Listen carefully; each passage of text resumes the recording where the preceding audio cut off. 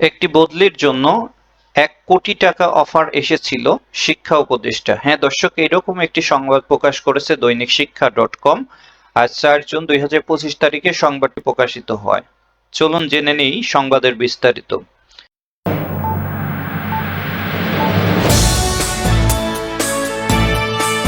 একটি বড় পদে বদলির জন্য ১ কোটি টাকা ঘুষের প্রস্তাব পেয়েছিলেন বলে জানিয়েছেন অন্তর্বর্তী সরকারের শিক্ষা উপদেষ্টা অধ্যাপক ডক্টর চৌধুরী রফিকুল আবরার।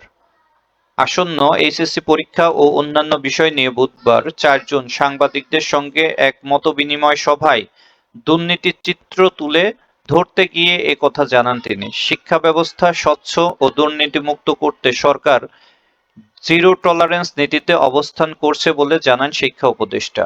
উদাহরণ হিসাবে তিনি বলেন, একটি বড় পদের পদায়নের জন্য আমার কাছে তদবির এসেছিল। তার জন্য প্রথিতযশা একজন ইন্টেলেকচুয়াল তদবির করেছিলেন।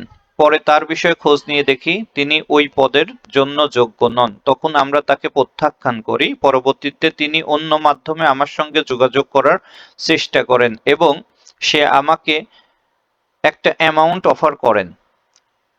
টাকাও আমি বলে দিই, ১ কোটি টাকা অফার করেছিলেন। তিনি যাকে দিয়ে বলেছিলেন তিনি আমার পরিচিত, যিনিও একটি প্রতিষ্ঠানে রয়েছেন। আমি আর বিস্তারিত বলতে চাচ্ছি না। আমি বোঝাতে চাচ্ছি আমার সহকর্মী যারা আছেন তারা যেন নৈতিক অবস্থানে স্থির থাকেন।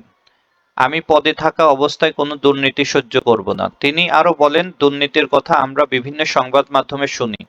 আমার কাছে যে পত্রিকাগুলো আসে সেগুলোর বেশিরভাগ কাটিংয়ে দুর্নীতির খবর থাকে। তবে কোনটা সত্য কোনটা সত্য না তা যাচাই করার সব সময় সক্ষমতা আমাদের হাতে থাকে না। তবে যেখানে ঘটনা ঘটে আমরা যথাযথ ব্যবস্থা নিচ্ছি। দুর্নীতির বিরুদ্ধে আমাদের অবস্থান স্পষ্ট, জিরো টলারেন্স। সংবাদ সম্মেলনে মাধ্যমিক ও উচ্চ শিক্ষা বিভাগের সিনিয়র সচিব সিদ্দিক জোবায়ের, কারিগরি ও মাদ্রাসা বিভাগের সচিব ডক্টর খন্দকার মোহাম্মদ কবিরুল ইসলাম, ঢাকা শিক্ষা বোর্ডের chairman professor doctor Khandakar Ehsanul Kabir সহ মন্ত্রণালয়ের ঊর্ধ্বতন কর্মকর্তারা উপস্থিত ছিলেন। ভিডিওটি ভালো লাগলে লাইক এবং শেয়ার করুন, সাবস্ক্রাইব করে পাশে থাকুন, কমেন্ট করে আপনার মূল্যবান মতামত জানান। দেখা হবে নতুন কোনো আলোচনায়। আল্লাহ হাফেজ।